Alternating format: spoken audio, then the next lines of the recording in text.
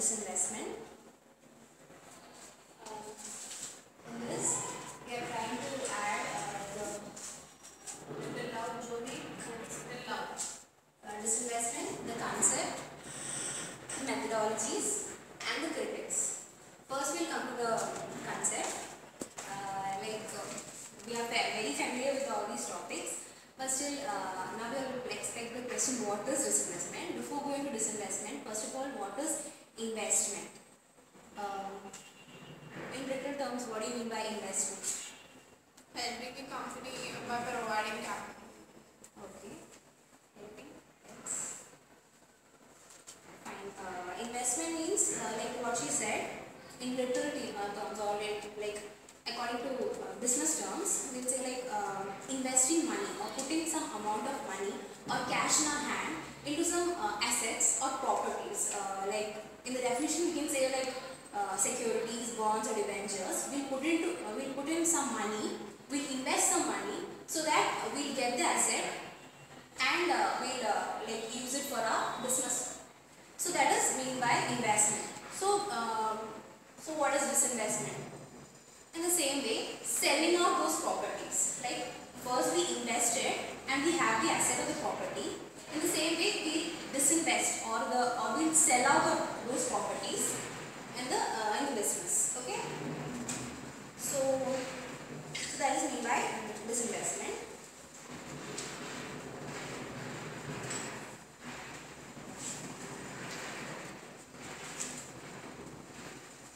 Here we will see the meaning of this one, like synopsis. Conversion of money or cash into either securities, bonds, debentures, or any other form of money. Like conversion of money or cash means like we have the cash in our hand and we are converting it into securities, bonds, debentures, or any other form of money. When we talk about disinvestment, we basically talk about the disinvestment in PSU, that is the government, the public sector undertakings.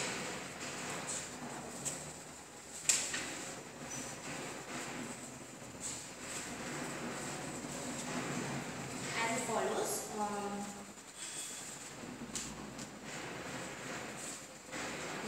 The disinvestment is an action, can be defined as an action of an organization, particularly the government organization, selling or liquidating an asset or a subsidiary. It is also referred as divestiture. Okay. Typically, this disinvestment refers to the sale from the government, partially or fully. Why is it done so? Because to meet the requirements or some specific or general needs of the government organizations, this disinvestment is done. Yeah. Now the objectives. The objectives of this disinvestment in public sector. The new economic policy in 1991 indicated that PSUs have shown a negative rate of return in capital employed, that is the inefficiency of public sector. First, it was considered that government sector will earn a huge amount of profit, or that is a sector which will give us apart from the capital employed, we'll earn the profit also. But since after the economic policy have been released, it is said that the inefficient PSUs became a big burden to the government, and the national GDP and the gross national savings were also getting adversely affected by low returns of capital employed. So because of this, government implemented a policy of disinvestment. The main objectives what we see is reduce financial burden on government, as I have said, because the government sector have become the organizations in government sector have become a very big burden. They started the disinvestment policies. Then to improve public finances, introduce competition with market discipline. We know apart from public sector, private sector is forming a competitive nature environment in the market structure. So because of that, to introduce this competition with market discipline, that is also a major objective of disinvestment. Then comes encourage wide share of ownership. That is also public sector, the selling off also is a main objective. Then we politize essential services. Yeah. Next comes the importance of disinvestment. Why it is very important? Presently, the government has about 2 lakh crore locked up in PSUs. The disinvestment of government stack is thus far too significant. The very important thing in disinvestment is that financing the increasing physical deficit, because physical deficit means when expenditure is more than the revenue, it is really harmful for every sector. So, in order to abolish this problem or this difficulty, this disinvestment process is done. Then financing large-scale infrastructure development for social programs like health and education. As we know, what Simran have said, private sector always focuses on profit maximization. Rather, public sector always looks upon more than profit, more on customer services and services like health and education and all. It provides those facilities.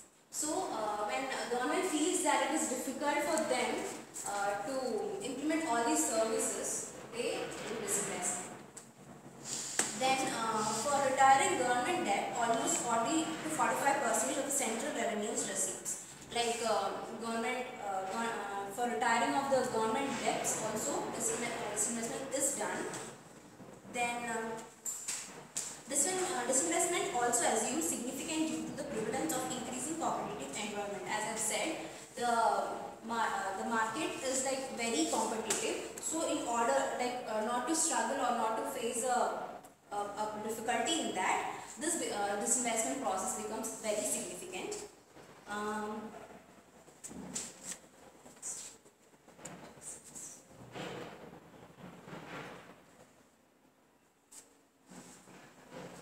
Now, we'll talk about why we need a disinvestment.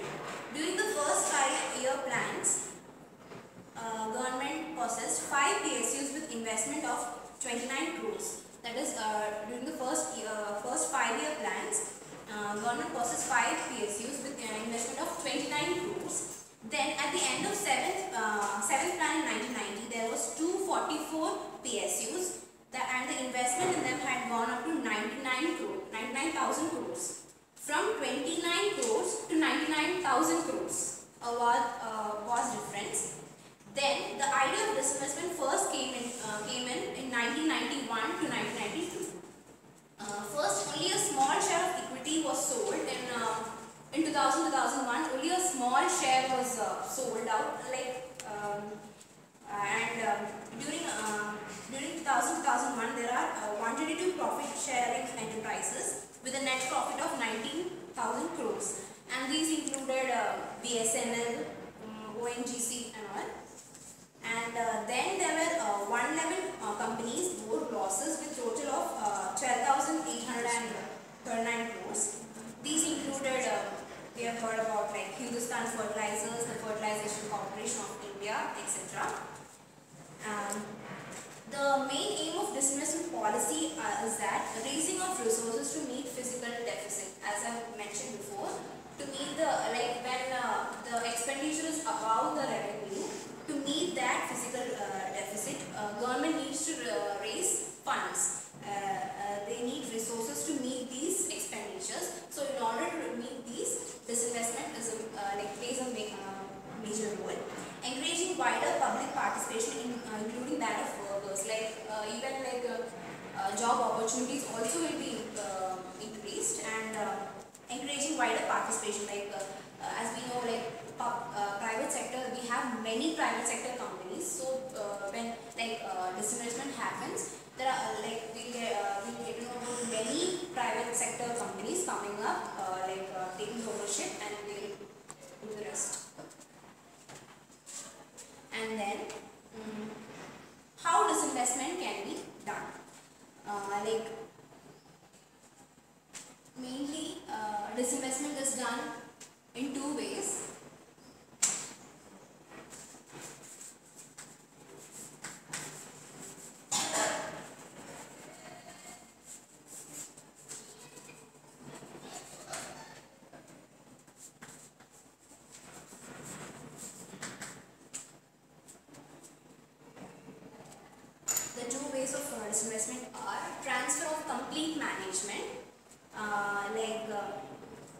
it says, you have to understand that the ownership is completely given to the private sector companies. There will be no interference of the government. The ownership will be completely under private sector companies, and they will run the firms. And I'll give you some examples, like the famous thing, Balco, the Bharat Aluminium Corporation, Company Limited, and BSNL, the Modern Food Industries, etc. Then the partial management, that is obviously the partial selling of shares. In this, the public sector will sell off the, disinvest the organization to the private sector, but still, government can intervene. Like the 51% of or more of the share will remain in the public sector, but still the ownership will be under the private sector. This is how mainly the disinvestment can be done in two ways. In partial selling of shares, government sells some part of shares, but still it retains majority of them, like I said, 51% or higher. This has been adopted in majority of cases because public sector cannot entirely give up its shares. So this partial management is done in most of these cases. To make disinvestment process a success, it is essential that profit-making companies be distinguished from loss-incurring companies. This is done because even when it is partial selling, even the government can earn a little amount of profit. Then method and basis of valuation of assets must be revealed to the public when a public undertaking is sold off. When the disinvestment is done, the method and the basis of valuation of assets must be revealed to the public. Then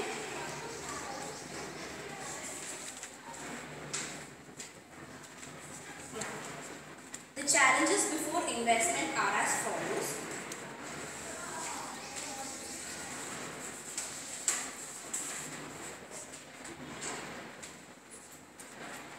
First comes the social problem. Process of disinvestment is not favored socially as it is against the interest of social disadvantaged people and society at large. This process will definitely affect the social objectives of the government. Then comes the political problem. What social objective is it against? Why is it a challenge? Ma'am, the entire people will not be in favor of the process disinvestment. Ma'am, people consider the public sector as more beneficial than a private. Because you want the job security. Once it is in private hands, 10 people in public sectors work, 3 people only. Political problem. As we know, talking about India, we have many political parties which come up. If we have one in 5 years, the rest will be another 5 years. So that is not stable. So that also becomes a political problem. The coalition government at the center, the number of parties has posed a serious threat to this disinvestment problem. The conflict of interests and everything. Then comes the economic problem.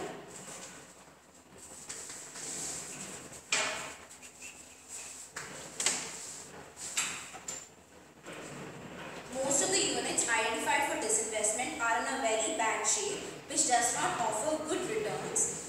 The government, due to paucity and lack of funds presently, also not in a position to receive. We have to discuss about the disinvestment commission. The process of disinvestment of public sector undertakings has been stated by the government in 1991-92 in the month of August. It was in August 1996 that government established a disinvestment commission, the DCE, initially for a duration of 3 years to advise the aspects relating to the public sector disinvestment. For 3 years, whatever we do, we'll have a test on it. In the same way, the 3 years first was given. So the main terms of references were to draw a comprehensive forward long-term disinvestment program within 5 to 10 years of PSUs, referred to it by core groups. Then to recommend the preferred modes of disinvestment for each of identified PSUs. Then to select the financial advisors for specified PSUs to facilitate the disinvestment process. The Disinvestment Commission made recommendations with respect to 58 out of 72 PSUs referred to. Now, the industry is reserved for PSUs since December 2002, like atomic energy, minerals specified and scheduled to atomic energy, control of production, then the railway transport. These three industries are reserved for PSUs, and in other sectors we can see the disinvestment process. This disinvestment process, it is done in several methodologies to make it more relevant. Supriya. Before I forget one point I will ask you, Jomi. Before entering into the three methods, these methods were introduced by the firstly entering into these methods. There were previously three methods introduced by the disinvestment government, that is auction sale,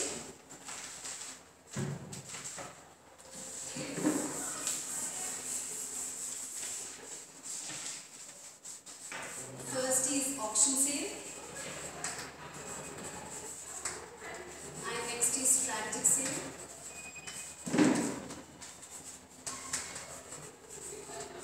and next is market sale.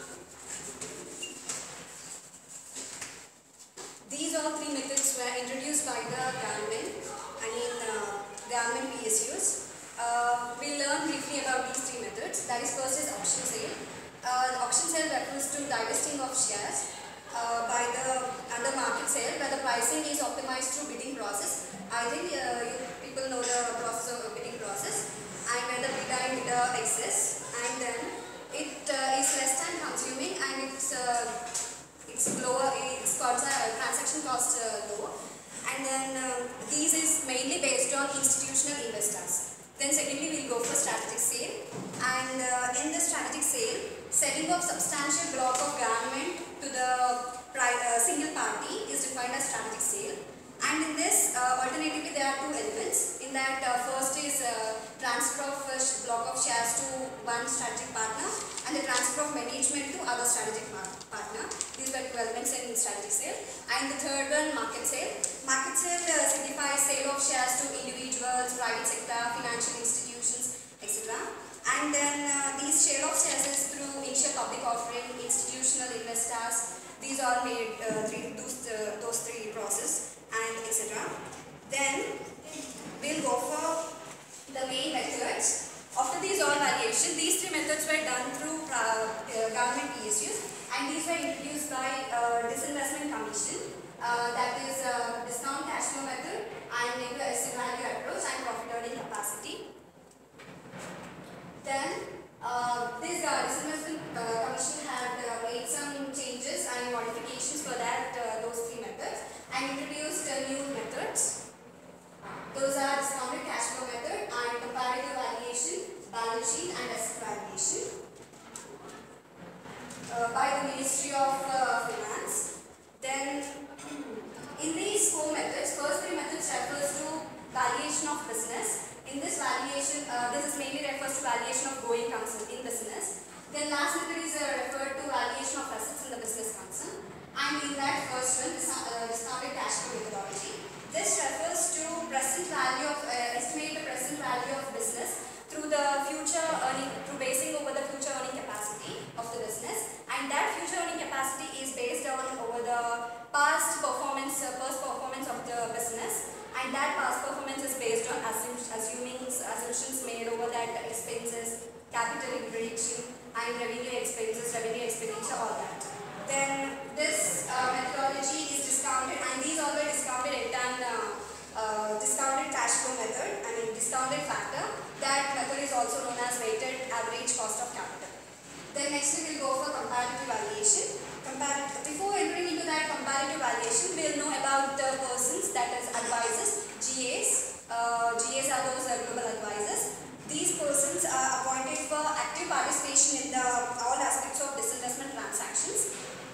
responsibilities, measures to enhance the sale value, preparing a detailed information memorandum about all the disinvestment processes. And these GAs will be paid with two kinds of fees, that is success fee and drop dead fee.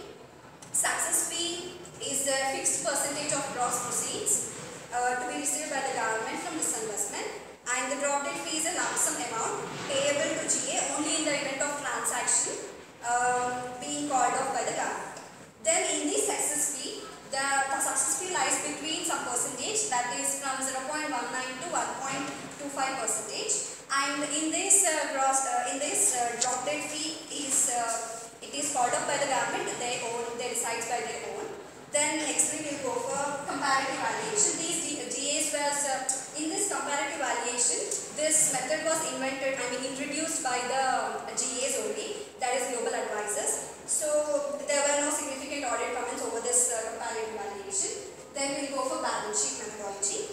Balance sheet methodology is assumed that the value of business equal the valuation of assets of the business. Valuation of both. Did you get my point? In financial statements, it was expected to provide the additional indicator of value of business being disinvested. And next we will go for asset valuation. This methodology estimated the cost of replicating, that is making exact copy of tangible assets of business at market value. Then alternatively, this methodology could also disclose the amount which could be realized by the global advisors, liquidating the business by selling all the tangible assets of the business and paying off all the liabilities. Then GA was required to make out all the changes or adjustments of non-core assets and core assets of the business. Then next we will go for the problems in disinvestment process.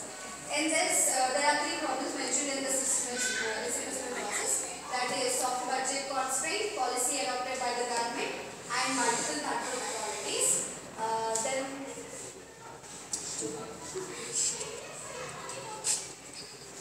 Then next we will go for the reasons for slow progress. In this, there was no clear. Not explaining, ma. Previous one. Ma'am? Previous one you're not explaining. There were some problems in this investment process. Soft budget constraint. In this, the budget level was a little lacking, and there was no proper budget implementation. Separation which division it should be provided this much budget, and it was not provided clearly. So there was a problem in budget constraint. And nextly, policy adopted by the government. For these all lacking, there was some policies adopted by the government, but it did not work out well. So this was a main problem in that disinvestment process. And then multiple control authorities.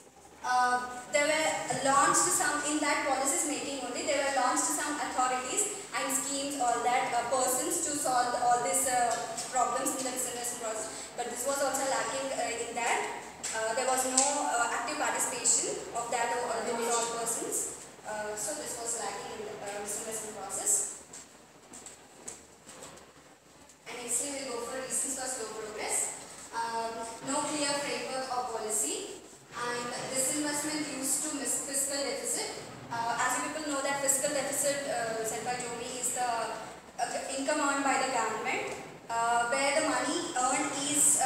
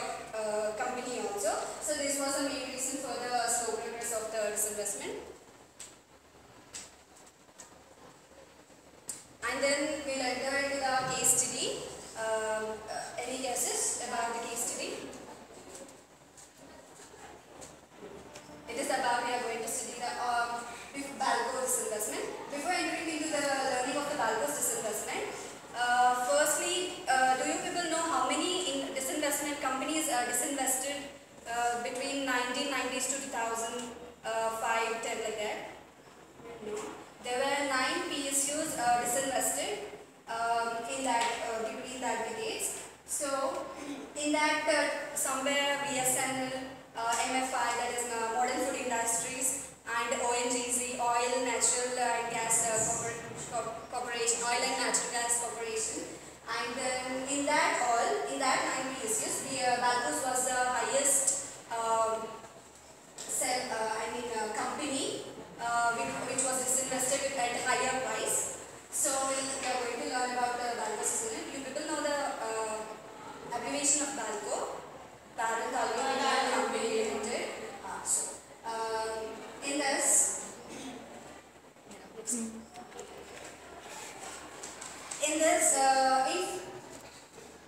in Feb 2001, Government of India decided its first disinvestment deal in fiscal 2000 to 2001. It decided to sell its 51% of stake to the company, that is Sterlite Industries Limited, India Industries Limited, for rupees 551 crores. So Balco was a PSU which is wholly owned by MOM, that is Ministry of Mines. Then according to Government of India, the SIL, that is Sterlite Industries Limited, offered a price which was more than expected by the government. So it was a higher company which was sold to Sterlite Industries. Then it was a profitable firm with a turnover of top line with a profitable turnover of 898 crore, and then PAT, that is PAT, and that is profit after taxation, was 56 crore, and then it was with the sale of 51% of stake in Balco. And it has 2 working plants, one at Koba in Chhattisgarh and second at Vidhanbag in West Bengal. Balco employed around 7,000 workers. And also we'll go for next case for disinvestment. In this, company running an outdated technology, cash reserve of 500 crore not adequate for the modernization. This was the main thing to the main reason for the selling of Balco. And then share of operating profit in total profit. Operating profit refers to the business operations, that is operating the profit minus operating expenses minus gross profit, and before deduction of interest and taxes. And the impact of aluminium prices. Aluminium prices is nothing but, in our British language, aluminium is called as, we'll call it as aluminium, and in that American language, aluminium is called as aluminium. So there was a higher impact over the aluminium prices. It was very high, so it was a problem for the Balco to purchase all that, and it was a case made for the selling. And then company recovered from state of sickness and hence right time for sale. So from entering into that, doing all that backlogs, it entered into the right time for the sale purpose. So they kept for sale in the disinvestment to disinvest the Balco company. And then in this strategic state, there were 3 bidders took out. According to original tendering process, there should be minimum 6 parties in bidding process. But the government made slight changes in its tendering process and reduced it to 3 parties because of the underestimation of the Balco company. Those 3 strategic sellers were Hindalco of Birla Group and Alco, global player, that is US based, and Sterlite Industries, which is owned by Anil Agarwal. And then in Feb 2001, the Government of India, GIA, approved the sale of 51 stake of SIL of rupees 551.50 crores. The SIL emerged as the highest bidder, beating its competitors, that is Hindalco and Alco, global player. Then actually the reserve price of Balco was rupees 514.4 crores, but then the bid price finally accepted at rupees 551.50 crores.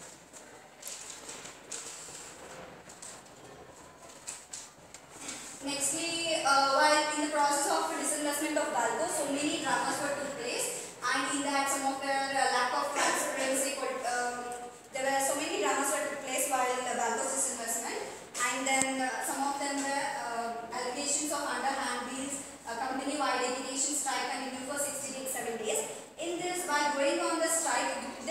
was started because of the one person, that is Chhattisgarh CM. He is called, do you know, Chhattisgarh CM, while disinvestment process is going on.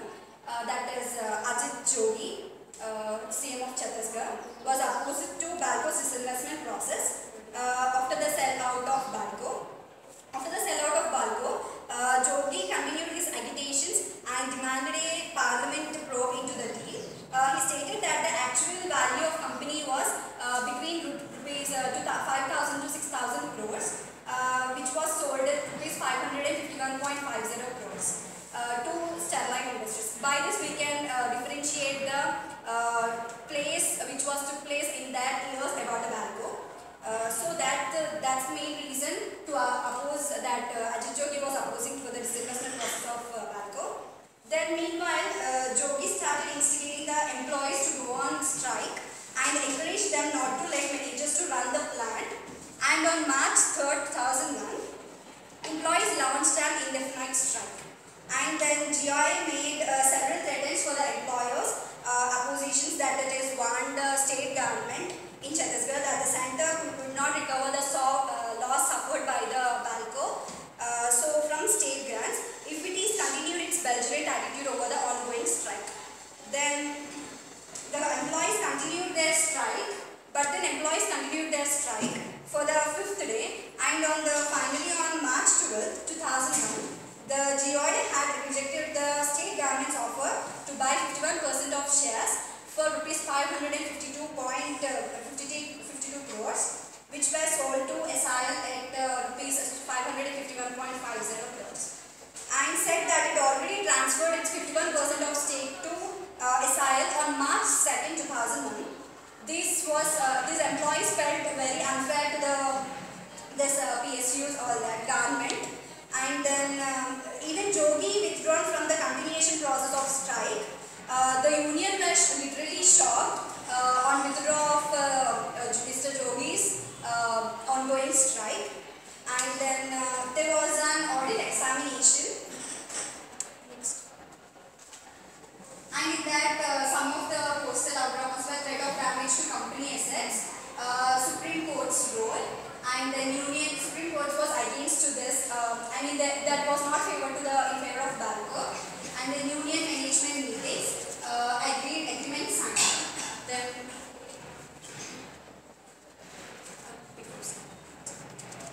Then there was many audit examinations for the 9 PSUs.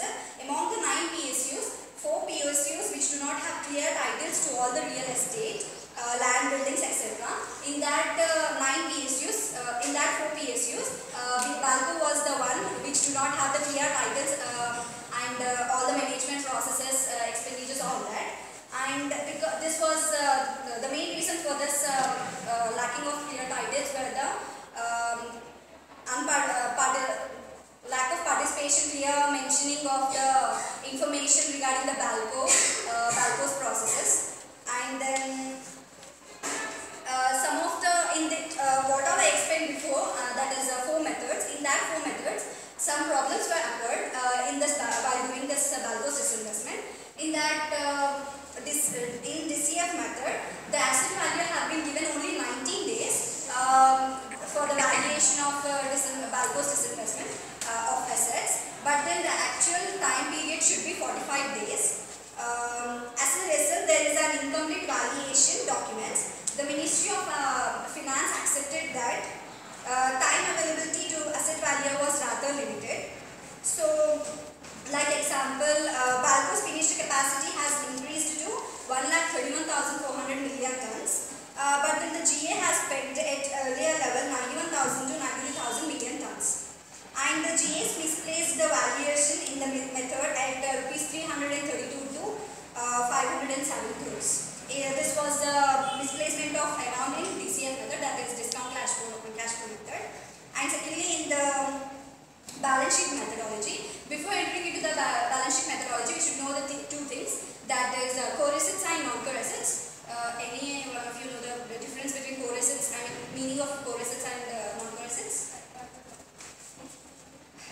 So core assets were the assets without which a company cannot work. That is like machinery, assets used in the company And the non-core assets were the other all assets like the land, buildings, those all refers to the non-core assets. In this balance sheet methodology, the asset valuer had valued roads, land and buildings as non-core assets at rupees 25 lakhs, but considered as core assets while executing summary sheet. While executing the summary sheet, he has mentioned wrongly. And similarly, value of two comparative flats, that is rupees that valuation was at 28 lakhs in Mumbai, were not taken in summary sheet. Both mistakes led to incorrect valuation of rupees 53 lakhs. So the ministry. So what? Almost. Yeah. We have got balance. Alright, let's clap for them. Suggestions were there. Yeah, that's all right. That's all right. We just clear the slide. They will read as Yeah. Clear policy and framework for disinvestment process, and there was a daily disinvestment in budgetary control exercise. Disinvestment process being audited by at least 2 reputed auditing firms. Creation of separate disinvestment fund. Yearly action plan should be taken. By this, in the disinvestment problem, we can process it very fair and good. And Alright, let's clap for them.